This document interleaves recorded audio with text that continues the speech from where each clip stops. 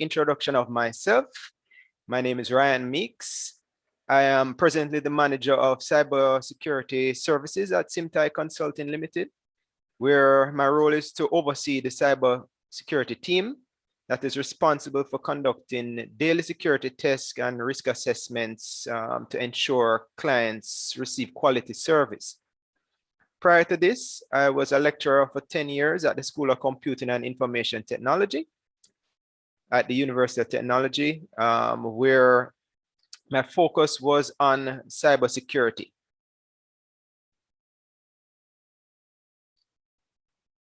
So let's dive into it. The agenda for today looks something like this. What is digital transformation? We need to just understand what it means for basically introducing you to the term digital transformation, what it means, understanding where cybersecurity fits in with digital transformation, looking at the cost of security breaches, the different types of security threats that we face on a regular basis, and then aligning or understanding how to align cybersecurity with digital transformation.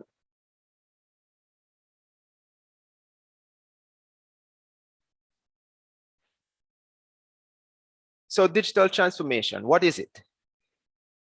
It's basically the integration of digital technology into all areas of your business. So fundamentally, changing how you operate and deliver value to your customers. Right? It can take on different forms. A business can achieve transformation in several different ways. Right? There's no one particular way in which you can actually do this. Different transformations can take place in different businesses in different ways. And this can, of course, be in terms of changing your internal processes and your systems.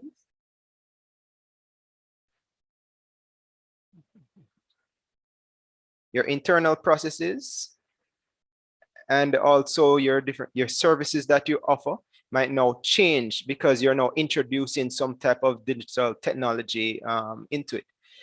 So a typical example would be like the rise of Zoom and other platforms that allow us to do meetings like even this, and webinars and seminars and pretty much everything now. That's how we meet. That's how we conduct schools and all these different things.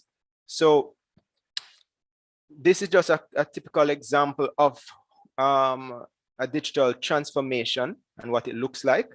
Another example could be the introduction of online ordering and delivery services. So like our well-known KFC and the lines that are usually associated with KFC and other restaurants, just naming KFC here.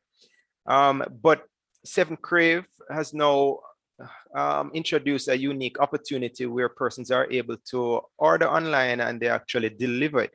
So these processes, this type of digital transformation occurs because typically KFC would and other restaurants would have operated as a you have to visit the location and place the order and then pick up your food. With digital transformation, it is now introducing different technologies to enable the ease of how customers can actually order food in this time.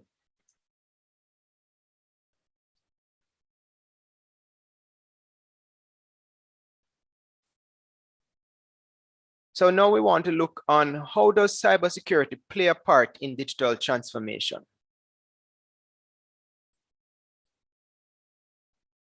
How does it play this part in digital transformation?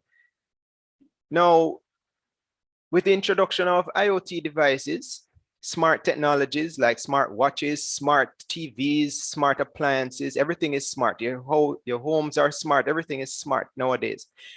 And the introduction of like e-wallets and those things dealing with digital transactions, we have to be mindful that these technologies are increasing our digital footprint and our internet presence, which makes us open for more attacks. So cybersecurity is needed. It has to be at the forefront of all of these technologies as they arise. All right. So the common mistake, of course, that occurs is that at each digital transformation initiative that takes place in an organization, we tend to leave security as an afterthought.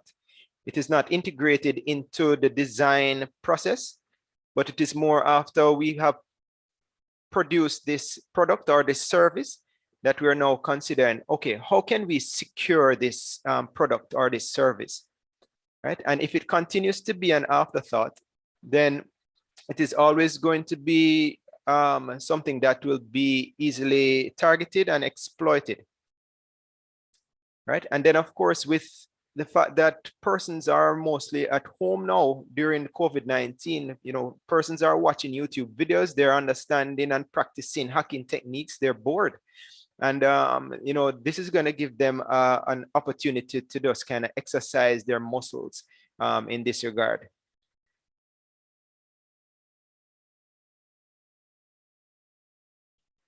So just to give some statistics, according to EY's Global Information Security Survey 2021, more than 1,000 senior cybersecurity leaders are actually grappling with inadequate budgets. And I'm sure most persons can attest to this, that they don't have enough funds in their budget to now deal with the changes that just kind of came upon us because of COVID-19. And again, they struggle with regulatory fragmentations and failing to find common ground with functions that need them the most. So it causes a lot of problems for cybersecurity. So in other words, then what it means then is that cybersecurity teams are basically working for the business instead of in the business. And what do I mean by that? It means then that cybersecurity has to be the one that is trying to figure out, okay, how can we make this this product or the service now secure? Again, we're not working in the business where we are integrated into the entire process from the very beginning. And understanding how to mitigate some of those threats that may occur or may arise from the very get-go. Right? So we're going to be doing a poll right now. And this poll is just to kind of get an understanding from the participants here today. We want to understand a few things. We want to understand what percentage of cybersecurity teams are involved from the very start of a business initiative. We want to just kind of get an idea from you as to how many, what percentage do you think is actually involved from the very beginning of an initiative or the beginning of a product that is going to be built or a service that is going to be delivered. And then also we're going to be checking to see at what stage of the life cycle do you think that security is usually introduced. All right, so you should be seeing the poll question popping up right now. I'm going to just give you a chance to fill in those answers. Let's just get a quick response so that we can see where your headspace is right now in terms of cybersecurity.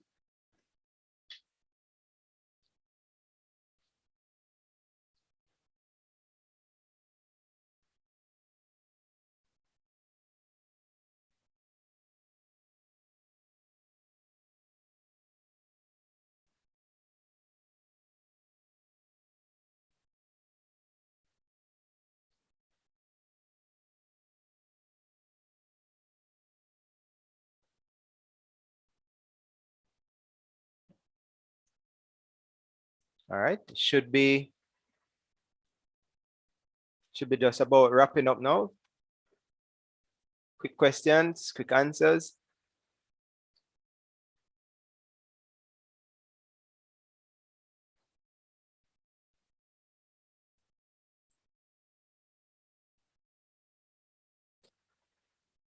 All right, so as we can see here,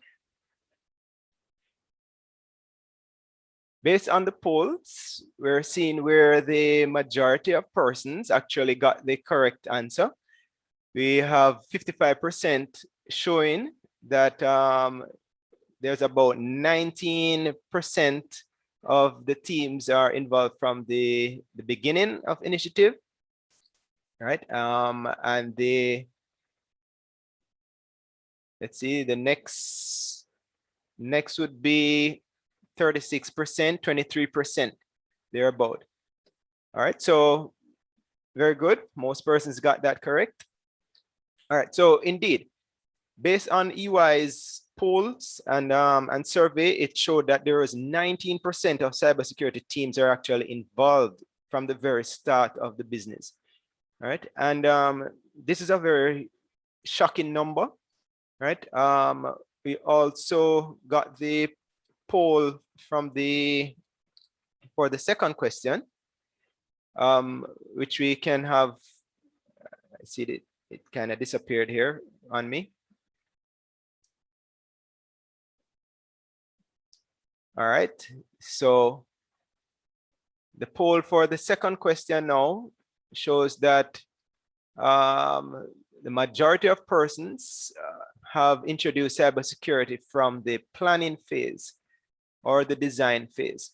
While we still have the majority there, we do have persons where that answered from the build phase, the test phase, just being ad hoc or following a breach. All right, and again, we know that this is the reality. We know that this is how you know, sometimes we tend to operate, where we really and truly don't consider security as something very serious until something occurs, right? Or we try to do it ad hoc. We just figure that, all right, now is a good time to do this, so let us just let's go ahead and do so. But the right stage, of course, would be for us to do it at the planning stage. So while you're gathering your requirements for this particular application or this particular business initiative, security should be there, right? Influencing the decisions that are being made, and ensuring then that if they see any type of flaw, and this can range from a host of things. Now, it doesn't have to just be a vulnerability that that is seen, but it can be a business process flow that seems off. So security by design is always something that is very important. All right. So let us look on the implications that that can occur in terms of costs to our business. So we want to understand what's the cost to businesses. Now, based on another survey done by IBM and Ponemon Institute, we see where there is an average cost for data breach globally in 2020 being at 3.86 million US dollars, right? And right now, the survey for 2021, we are seeing where it has given some level of, it has risen to $4.24 million. And as you can imagine, this number is continuing to rise, and rising at a very alarming rate. We see where the average cost of a loss record is now 146 US. All right, so this is one particular record for a person. And we also see where with security breaches, we also have companies experiencing different costs relating to fines, right? Fines from different regulatory bodies. So data breaches are very catastrophic and very significant, and they have impacts in different ways. One of which, of course, is increased customer turnover. Naturally, if a customer has experienced a breach with your organization, the typical thing is for you to distrust it. And nowadays with social media, they're going to be blasting these things all over the place. And it is going to be well known that you are, that your company, your organization was experiencing a breach, and there is a lack of confidence in the company and how they actually protect your data.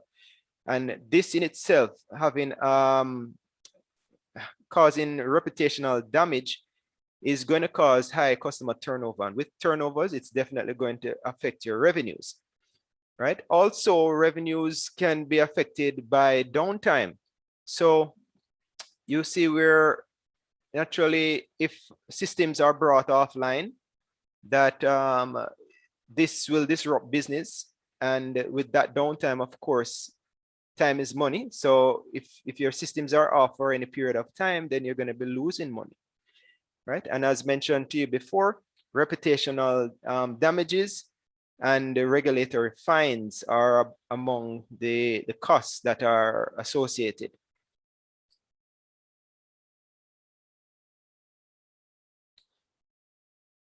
Now, this just kind of gives you an indication as to some of the breaches that took place in recent times. And it is a very alarming situation. And this is just a quick synopsis of the customers that are, or the companies that are affected. We couldn't possibly fit everything on one slide. So this is an alarming amount of data that is being leaked, that is being breached on an annual basis. And it is something, of course, to be very concerned about. And this breach also affects Jamaica. Don't think that because we're a little island in the Caribbean that we don't experience this type of data breach, right? It is also becoming alarmingly high in Jamaica. So how are cyber criminals exploiting digital transformation? So as mentioned before, transforming your business digitally can introduce security flaws, right? We know this. So many businesses lack the resources, the expertise, and the capital actually needed in order to cope with modern cyber crimes. So this is actually the case for most small to medium businesses that try to find a very cost-effective solution. In trying to find this cost-effective solution, they will introduce certain things quickly. So especially with the introduction of COVID-19, where persons had to do a lot of upgrades really quickly and a lot of deployment of technology really quickly to ensure that their customers would still be able to function, their employees would still be able to function, their business on a whole would still be able to function. And with these introduction of technologies, you find where there are a lot of misconfigurations that can take place, right? And a whole myriad of other things that can actually affect how these threats can actually be exploited. So we're used to some traditional exploits, some typical exploits that we would have been accustomed to is like your ransomware, where persons are now gaining access to your systems through some level of vulnerability. And once they're in, they can now lock up your data, encrypt your data, and have it at ransom, and of course asking you to pay some funds to release those data, right? Other traditional exploits like your social engineering, trying to phish persons for their credentials, denying individuals and businesses their denying them their service that they offer.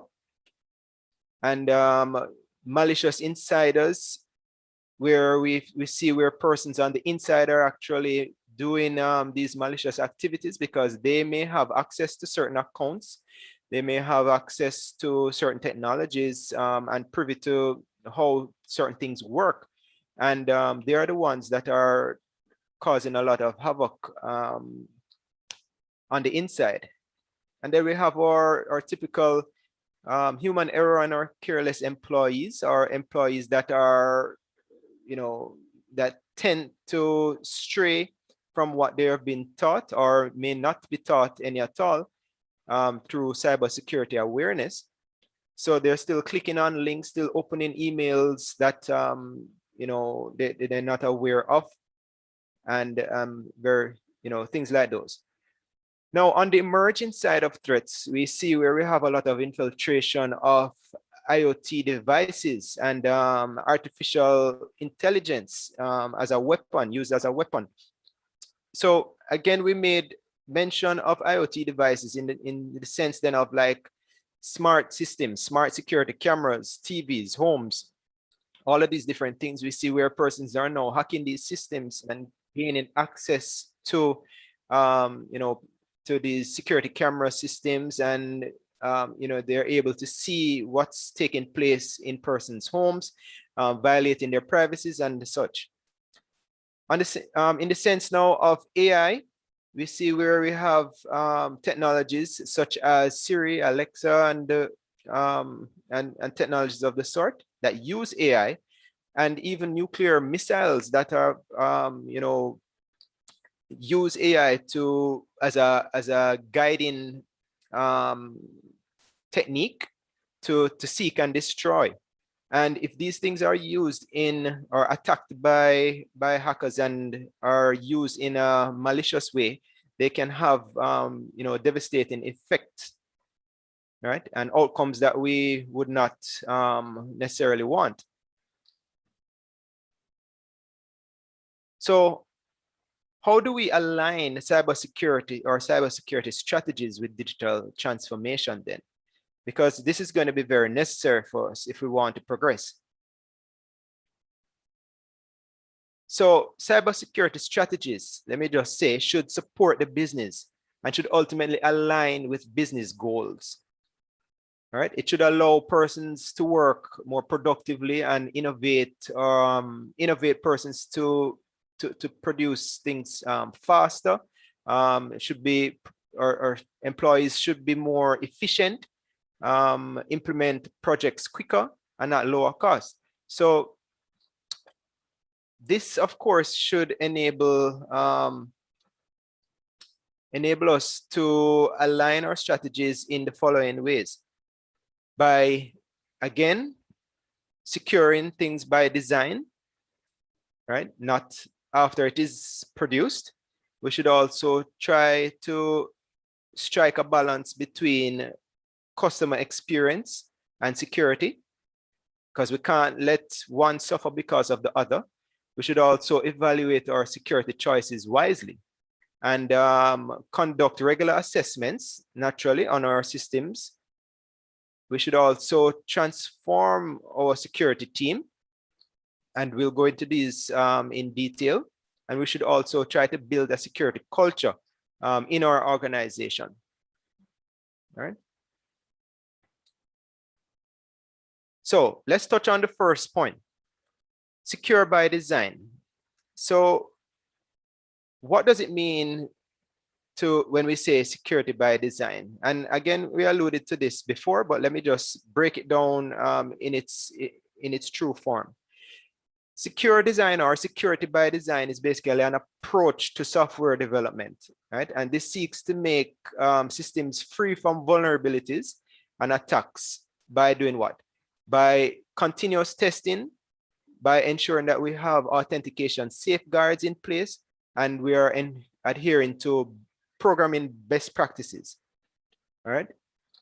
So it is important to consider all of these security practices from the outsets of the project, right? Ensuring that security teams are consulted about planned projects from the very beginning, and Of course, implementing a security or secure by design approach will allow for us to remove flaws from the very beginning, right? Than at the end of the development.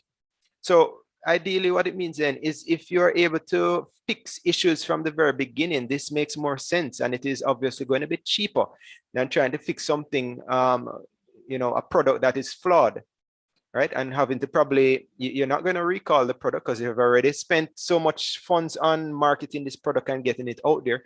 You're now going to have to deal with the product in existence or in production, and then you're now trying to find ways to see how you can actually make it secure while it is actually being used, which is not a very good approach.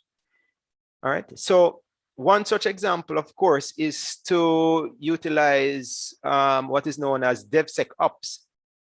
So DevSecOps is a process of embedding security into your entire system, your software development lifecycle, right? So as you can see here, security with the image, you can see that security sits right between development and operations.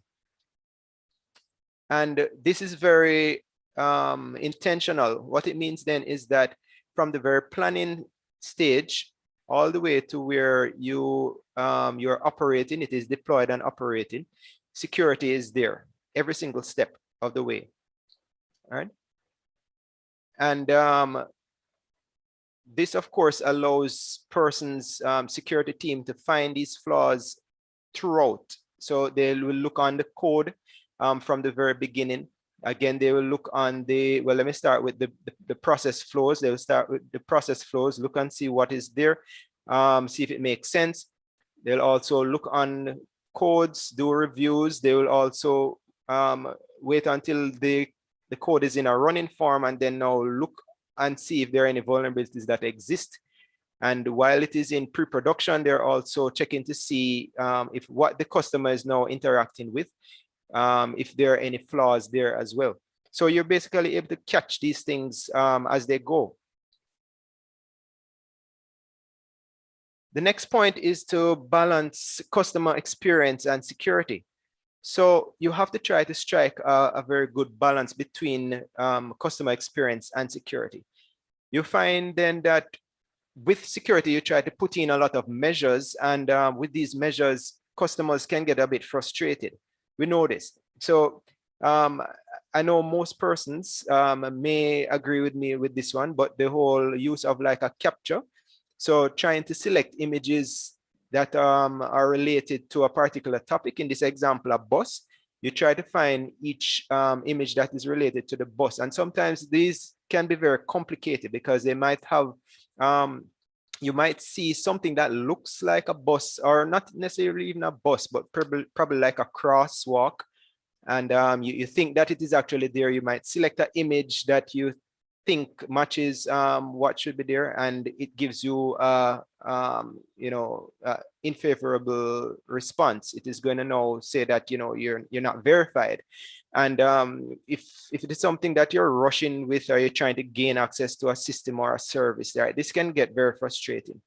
Even the fact that you get locked out of certain accounts because of one attempt failed. If you don't put in your correct credentials at the first attempt, and it locks you out, and then what's the process of trying to unlock it, right? What do you have to go back through? So this needs to be, security and the business need to work together to find a very nice even ground as to where to to balance security and customer experience, so that none have to actually suffer.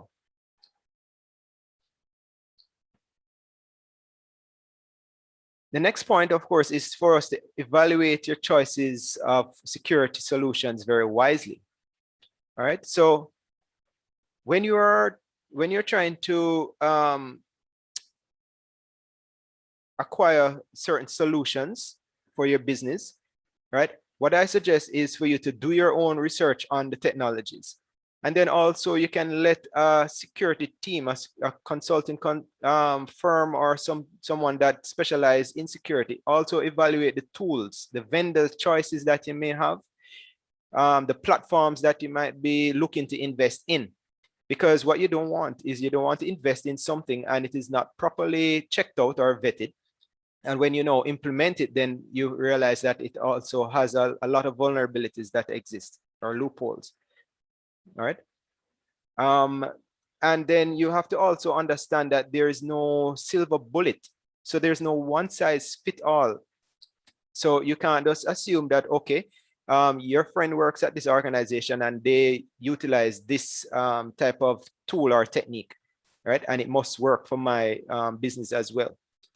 That's not necessarily how it works, right? So you have to kind of evaluate your own tools, your own technologies, and secure your organization in the way that it depends on you, your security team. And always try to take a defense in-depth approach. So meaning then don't just depend on one thing. So a password is the only thing that I'm going to be looking forward to protect in my application. I need to look on other things too, right? Different measures that will assist in making it robust. The next point, of course, is to conduct regular risk and security assessments. So naturally, conducting regular assessments on your network infrastructure, your applications, your internal systems, and even your employees should be done, right? And this is basically there to help you to find where vulnerabilities lie. And you might wonder, why did I say assess your employees? Because this is also very necessary, right? They can be your weakest link, and they may be able to divulge information or give access to certain things that that are sensitive. And assessing them through different attacks, phishing attacks, mission attacks, things like those, can actually see where their security level is at, and if it needs to be heightened, or their security awareness is made to be a little bit tighter in certain areas. So it may not be every single area that they falter in, but definitely strengthen the areas that they fall down in. Also, incident response. How do you respond to incidents? So ensuring that you have a proper plan in place and a proper team in place, so that in the event where incidents occur, you know how to actually respond to these. The next point is, of course, to transform your security team. How do you transform your team? Firstly, you have to introduce them to industry regulations and best practices. That's a must. They must know what exists. You must also train them. I believe in ensuring that they're trained regularly in terms of certifications, also exposing them to tools, technologies, to challenges, conferences, introducing them to even other professionals in this space, in the security space, so that they can actually understand certain things that other professionals might be going through and how they handle it, right? So this kind of helps to ensure that your team operates in a more efficient way and is a stronger team altogether. The next point is to build a secure culture. So as mentioned to you before about employees, you have to ensure that everyone in your organization is basically saying the same thing and they're actually operating in the same way, right? If they see something that looks suspicious, they should report it, right? They should be able to identify it from the very get-go. So no matter if you are someone, a lower member of staff or a high member of staff, right? Everyone should be able to understand where the role that they play in the organization when it comes on to security. So enforcing that culture is always very necessary. And then the final point is consider outside support. Now, a lot of persons think that, they have to do it on their own. They might say, boy, I don't even have the resources. I have limited personnel that's already stretched and they're doing every single thing IT related. Right? So how can I now form or ask this team to do even more things that is now security related? So while I suggest that in the long term, it is a goal, of course, to form your own team, in the short term, you may have to consider acquiring certain skills or outsourcing certain security skills to ensure that you are being serviced and secured and your business is secured. So managed security services providers and consulting companies like Simtay Consulting can offer in this regard. Right? So don't be afraid to ask for outside assistance to build your team, to get it up to where it needs to be.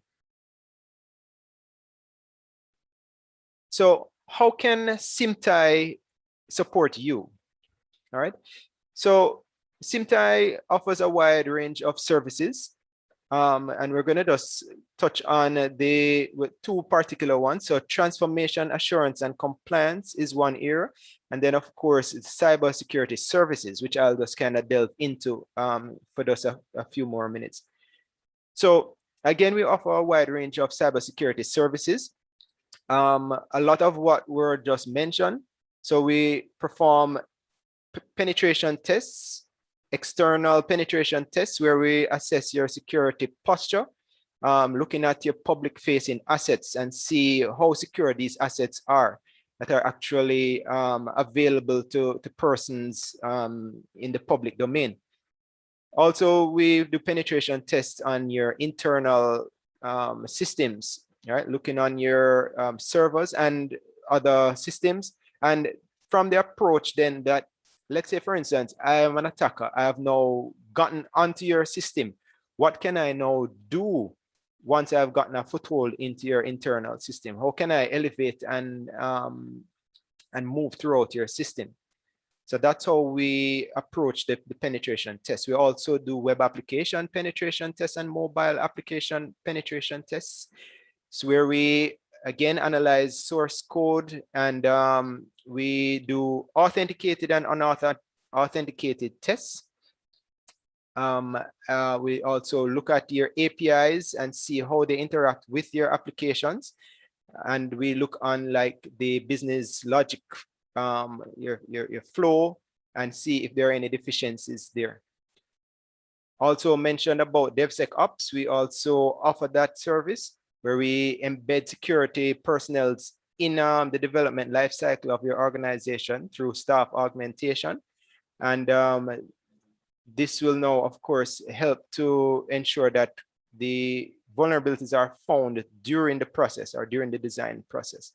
We also do social engineering attacks where we try to fish persons, fish your employees to see where their security level lies, and different types or different ways of social engineering, smishing, vishing, the works. And we also do security awareness training. So having probably performed a social engineering attack firstly, then we would now gather that information, see where persons fell down in, what areas they fell down in, and then we'll now tailor a security training to ensure that we strengthen those areas. And then we'll perform another attack afterwards to see how they actually responded to the training. All right. So those are just a quick range of services that we offer. And of course, if you need to contact us for any reason, you can visit us at our website, www.simtay.com. And our number is here. You can reach out to us, you can call us, and you can also send us an email at info@simtay.com. All right, so at this point in time, I now open up the floor for any questions.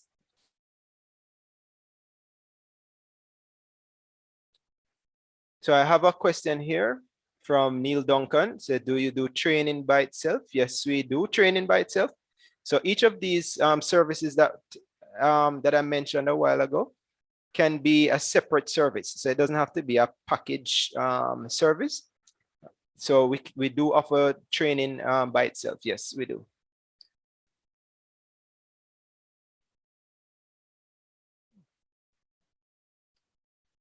Any other questions? Open the floor now.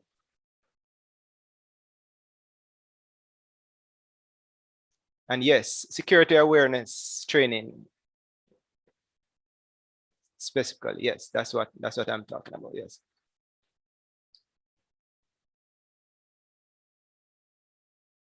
All right. Have a question here from Laura K. Says, what basic level certification would you recommend for persons getting into the security field? Well, you can start at the very basic. So just getting a very basic understanding and awareness. And there are quite a few. I don't like to limit it to a particular vendor. But you have introductory courses like Security Plus and others that give you introductory, information surrounding security. And then, of course, you can now develop a track so that you can actually progress in that area. All right. So if you want to move on to things like CEH, Certified Ethical Hacker, and so forth, then you can make that move as you see fit. All right. Is it necessary to calculate risk at each stage of DevSecOps? When you say calculate risk, you mean using some type of a measure to calculate the risk in general, or we're talking about just trying to analyze your risk? If it is, naturally what you have to do is to ensure then that at each stage you are looking for possible vulnerabilities. I wouldn't say it is a matter of calculating the risk, but it is a matter of identifying where those risks actually reside. So one part of the DevSecOps approach that we'll take is to do what is known as threat modeling. So threat modeling at each stage will now look and say, all right, what I'm going to create misuse stories. All right. So during the requirements stage, you would now have your use case stories. So this is what is supposed to take place. This is the usual process and what is supposed to take place. My misuse stories are now going to be concentrating around how can I actually break this process or this system. All right. And that is ideally what will steer how you find vulnerabilities. So calculating the risk at each stage, maybe not so much, but identifying the vulnerabilities at each stage, yes.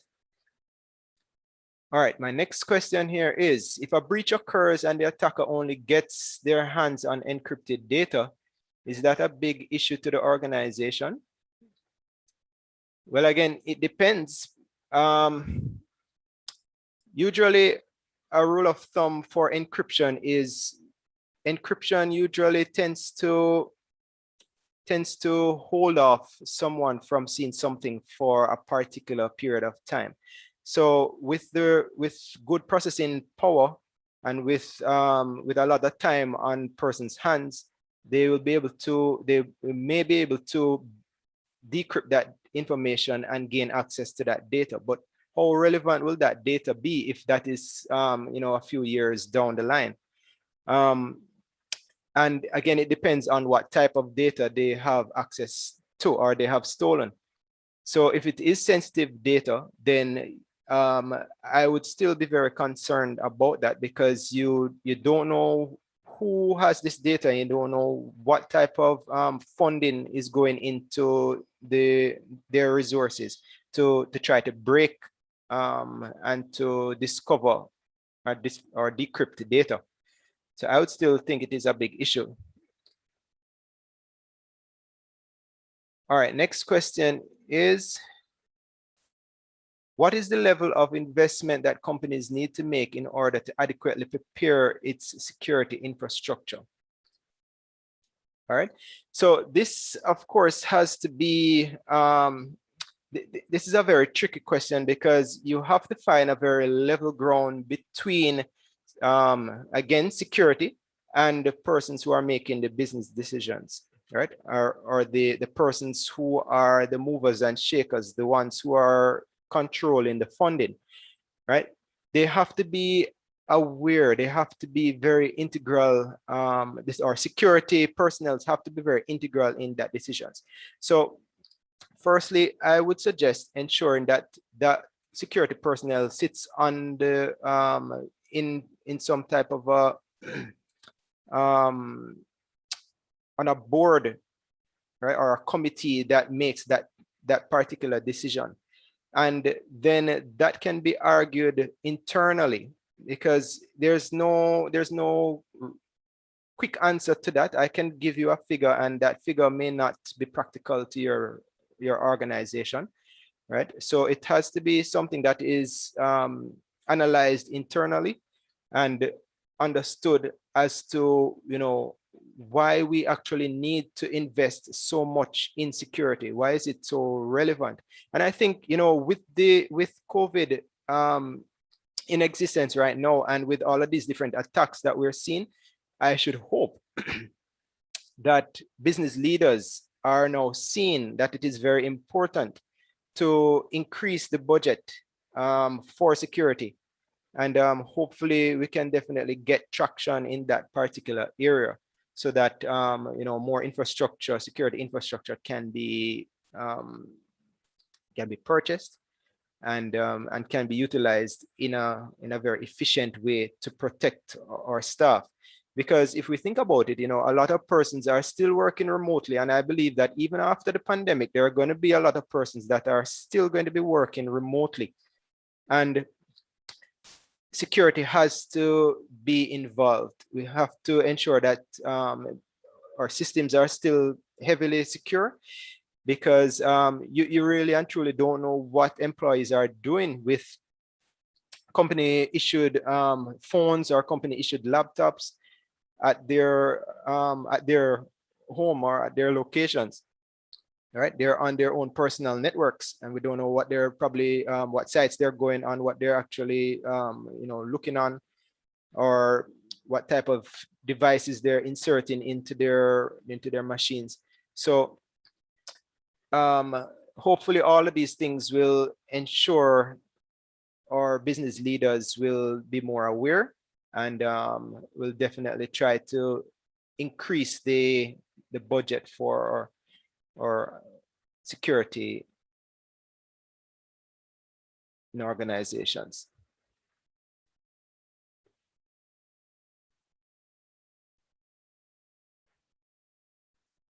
All right, so the next question, all right, Dwight has a follow-up question here.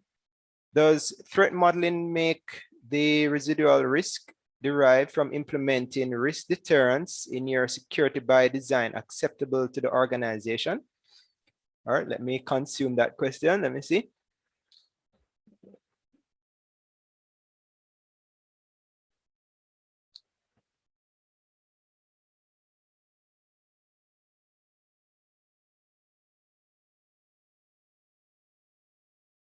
Well, it helps, right? Threat modeling, of course, will definitely help to make these risk to either reduce the risk or to help to ensure that it is accepted by the organization, right? Because again, this is where we'll now be able to see the different areas that are vulnerable. And if we know the areas that are vulnerable, then we'll know what level of risk is we're actually facing. And at that point, you can now see, measure the risk to see what level it is at. And based on that, you can now understand, all right, how do we proceed? Is it something that is going to require urgent attention because it is now probably a high, a critical or a high or a medium issue? Or is it something that is relatively low, significant, or something that the business can actually live with and accept? So this is why the threat modeling is very necessary. And of course, not just threat modeling, but a host of other things, you know, ensuring that we do necessary checks against different checklists, like our OWASP and our own internal checklists that we now use to do our relevant checks. All right. So again, it is not one approach. It is again, security or defense in depth approach that we should always take to every single thing, everything that we approach, or everything that we do, because one approach will not always solve everything. We have to ensure that we have multiple approaches to solving a problem. So again, say for instance, doing a scan, using a tool to do a scan to identify certain vulnerabilities.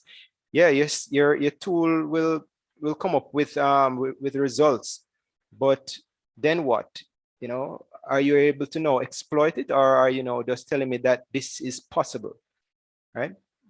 So that's where manual testing will now become relevant, where you actually have to now try to exploit this. So with the information that you gather from the scans, that can deeply assist you in doing your manual testing, and try to now see how we can actually exploit. Is there an exploit that is publicly available that I can now leverage and gain access to a system or to a server or a network? All right, so these are just a few things to consider. All right, so I believe we are at the end of the questions, and we are actually right on the hour mark. So at this point in time, I think I'm just going to close the question and answer section, and I'm just going to thank each and every one of you for attending this webinar today. And I hope that the information that was shared with you today will be very useful, and that you'll of course have you know, good takeaways with this and bring it back to your organization, share it with your team, share it with your leaders. And again, don't be afraid to reach out for security assistance and support. All right. And again, we are here as Simtay Consulting Limited. We're here to support you. We're here to assist companies to be better and to be more secure. So reach out to us if you need to. All right. So again, thank you, everyone. Bye.